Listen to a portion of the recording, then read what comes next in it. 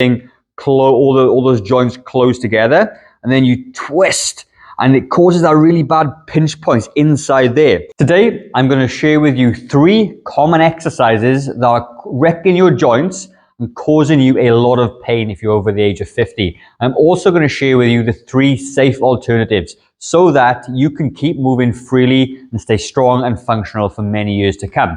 I'm Gavin, I'm a personal trainer, I'm a functional aging specialist, and I co-own New Zealand's only fitness studio for people over the age of 40, and I've seen everything.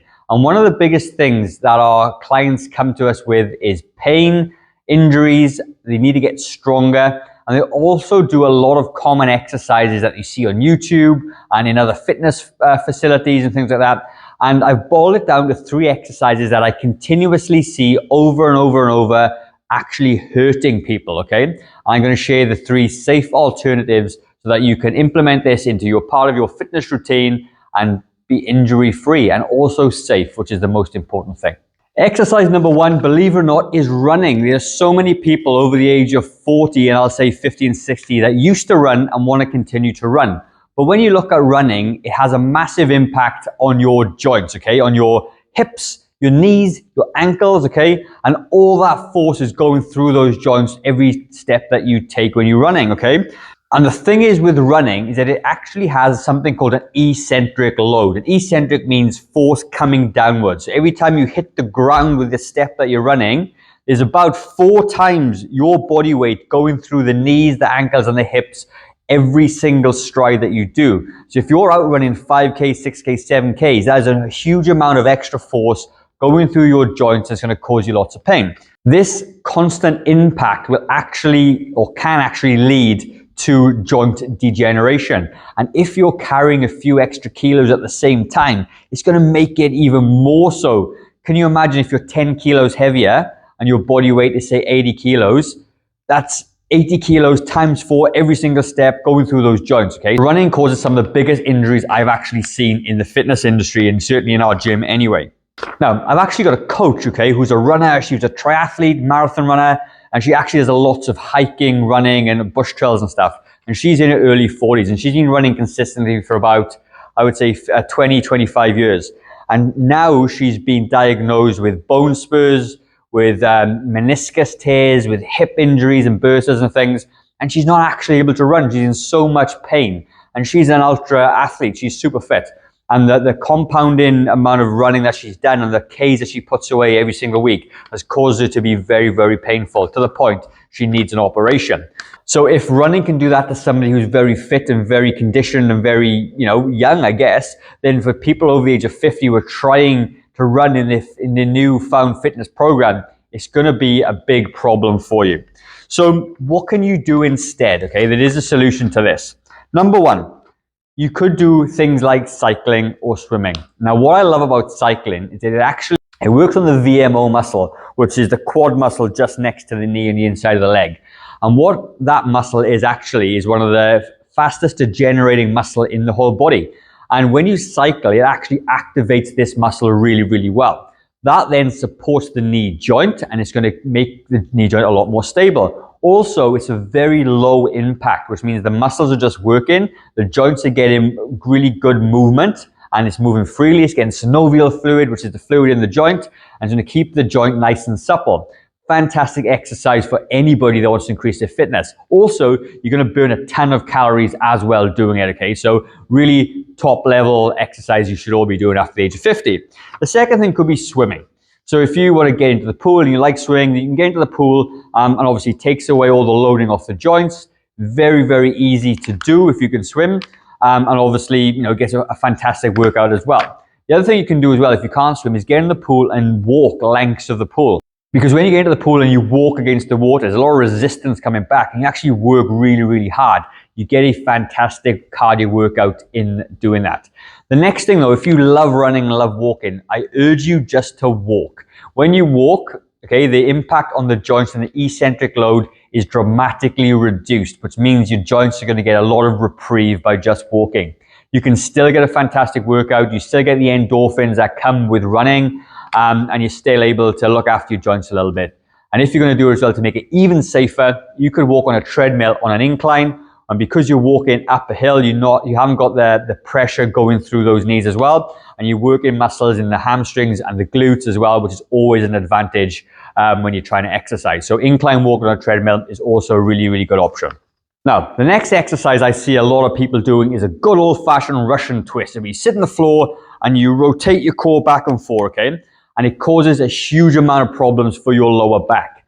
So just like, when you're running, you put all that load through the lower body joints, this thing actually causes a huge amount of pain in your lower back. So as you can see, these are the hips there, and this is the lumbar spine area of the back. When you do a Russian twist, what you do is you flex your spine, and you can see everything, all those joints close together, and then you twist, and it causes that really bad pinch points inside there. So that's what Russian twist is. You flex your spine, and then you twist back and forth. And this can cause those little disc areas at the back, if you can see there, to really stick out, and it puts a lot of pressure in the back. And I was working with a client just a few months ago, had been doing F45, BFTs, CrossFit style workouts. And a staple in her workout was Russian twist with weight. So now you're loading it and you're twisting it, and it puts a huge amount of pressure. And she could not get away from this nagging lower back pain. And as soon as we took the Russian twist out and replaced it with the exercises I'm about to show you in a minute, then her back pain kind of disappeared overnight. Now, I'm not saying your back pain is going to disappear overnight, but if you continue to flex and twist, you're going to be wrecking your lower back, okay? It's really important to choose safe exercises that load and work the core muscles in the proper way for you to be pain-free for the rest of your life. So a really safe alternative that you can do instead of doing Russian twists but works the core itself is something called a dead bug. So a dead bug, you can use a Swiss ball to do this, which I think is a great option. And what you're going to do, you're going to put the Swiss ball on your knees, and you're going to lift your knees up off the floor. And what you're going to do, you're going to put pressure on the ball. And as soon as you put pressure on the ball, you can feel the front of the abs sort of light up. And then, with your coordination, you're going to take it back and bring it forward. Back and bring it forward. Back and bring it forward. And the key thing here is not to let your upper back come off the floor. If your upper back comes off the floor, it can cause a little bit of pain. So imagine that there's a big weight on your tummy and it's pulling you down into the floor. And you're going to keep your core engaged and take your leg out as far as you possibly can, without your upper back coming up, without your lower back coming off the floor. That is a really fantastic exercise called the dead bug. Now, the next exercise, and last exercise I'm going to show you, okay, is called the overhead press. Now, a lot of trainers, including myself back in the day, used to program these exercises a lot. And you'd put the arms out and you would push your weight right above your head this way, okay? Now, the problem with this exercise is twofold. If you're trying to lift too heavy, your lower back bends, okay? Because what you want to do, you want to push the weight upwards. And the way your body thinks that's going to happen is if you push yourself back, the weight goes up. Puts a lot of stress on your lower back. So you're going to wreck your lower back by doing this exercise. The second thing you're going to worry about is if you're coming out really wide this way, and if you've got a sore shoulder a little bit like I've got, it causes a lot of pressure and impingement in the shoulder joint itself. And up until a few years ago, I used to program this a lot. And what happened was, over the course of time, about 60% of my clients, which is massive, used to get shoulder pain after a while, where they never had shoulder pain before. And I'm not a trainer that pushes people to the point, go hard, go home. It was just a mere fact of the exercise being done maybe poorly, a little bit too heavy sometimes, but it's the repetitive nature of doing this that actually caused a lot of pain in the shoulders. Now, you do want to work the shoulders though, but you want to do it in a safe way. The shoulder muscles are just right up in there, okay? And a really nice and effective way to do that is with a set of dumbbells, a little bit lighter, and you're going to fly it out to the side this way, okay? You're not going to come super wide because that causes a lot of impingement as well in my experience, but you're going to take it out, see if I can get the angle right, out to the front like a big Y. You're still going to hit those deltoid muscles is what you want to do. You could do a little bit of advanced movement if you want to, which is stick your bum back a little bit and extend it out that way. You get a bit more of a load on the top, but not to worry too much. You can stand up nice and tall, and you can do this version as well. The other key tip is to keep your thumbs up. So if your thumbs up this way, you don't have the internal rotation of the shoulder like that, which actually can cause a lot of pain in the shoulder. So thumbs up, wrist up nice and high, and you take it up to about parallel with the floor. And that's going to give you a fantastic shoulder workout without wrecking the joint itself, because the shoulder joint is a very delicate joint of what I've learned over the last 10 years. And it can become very weak, especially when people are a lot older, because the rotator cuff muscles are not quite as strong. They may have had an injury in the past and whatever else. So I always avoid this exercise. I always go for the side flies instead, because I find it to be a lot more effective. And people can train with our exercises for a long period of time without getting injured, which is the key. There are my 3 exercises that are wrecking your joints.